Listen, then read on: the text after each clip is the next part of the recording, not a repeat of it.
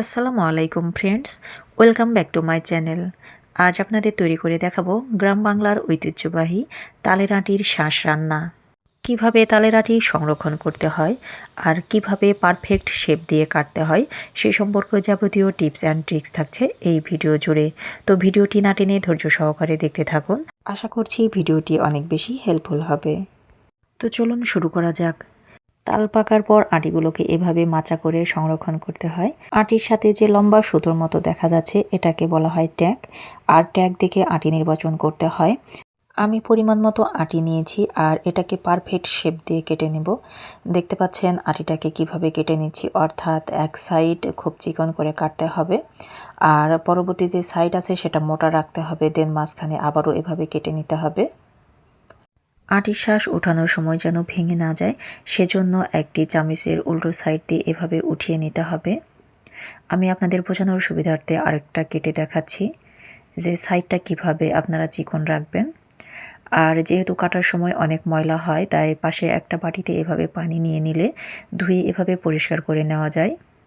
যদি আটির শাঁসটা মনে করেন যে মাটিতে পড়ে যাচ্ছে সেক্ষেত্রে মুছে না নিয়ে এভাবে পানিতে ধুয়ে নিতে পারেন। বোঝার সুবিধার্থে আমি এই পদ্ধতিটি অ্যাপ্লাই করেছি। আপনারা চেষ্টা করবেন আটির শাঁসটাকে এভাবে পুরোটা একসঙ্গে উঠিয়ে নেওয়ার জন্য, কারণ আটির শাঁসটা যত বড় হবে দেখতে তো ঠিক ততটাই সুন্দর লাগবে।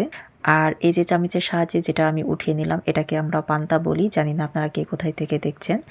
তো আমার সবগুলো আটির শাঁস কাটা হয়ে গেছে আর দেখতে এরকমটা হয়েছে। চলে যাচ্ছি মূল রান্নায়।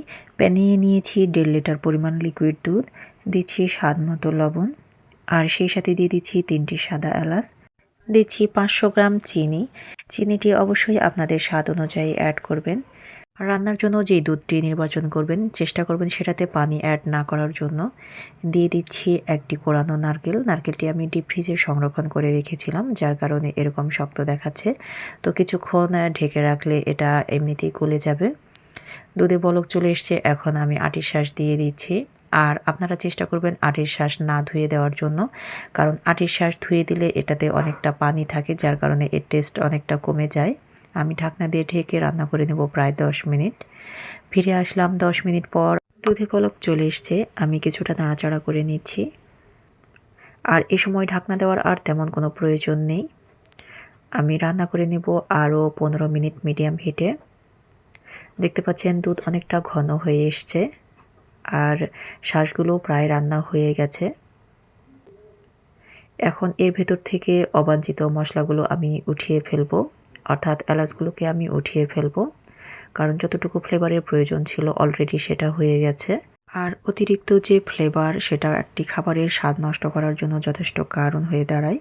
আপনাদের একটি টিপস দিই, শাঁস রান্না করার জন্য যে শাঁস নির্বাচন করবেন সেটা কখনোই পানিতে ধুতে যাবেন না, এতে করে খাবারের টেস্ট অনেকটা কমে যায়। এটা আমি আটির শাঁস রান্না করার অভিজ্ঞতা থেকে বলছি। এখন ঢাকনা দিয়ে ঢেকে আমি 5 মিনিট অপেক্ষা করব। ফিরে আসলাম 5 মিনিট পর।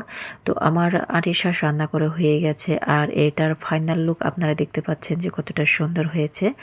আমি একটি খুন্তির সাহায্যে নেড়ে দেখাচ্ছি যে পারফেক্ট কনসিস্টেন্সিটা কেমন হয়েছে, অর্থাৎ কতটুকু ঝোল আছে। তো আমি পরিবেশন করে দেখাচ্ছি, মাশাআল্লাহ অনেক সুন্দর হয়েছে। মাত্র 3টি উপকরণ দিয়ে খুব সহজে আপনারা এরকম মজার আটির শাঁস রান্না করে নিতে পারেন। একটি চামচের সাহায্যে আমি তুলে দেখাচ্ছি যে এর ঘনত্বটা কেমন হয়েছে, অর্থাৎ খুব ঘনও হয়নি আবার খুব পাতলাও হয়নি, একদম পারফেক্ট। আগামী দিনের মজার মজার রেসিপি দেখার আমন্ত্রণ জানিয়ে আজকের মতো বিদায় নিচ্ছি। সবাই ভালো থাকবেন, সুস্থ থাকবেন। আল্লাহ হাফেজ।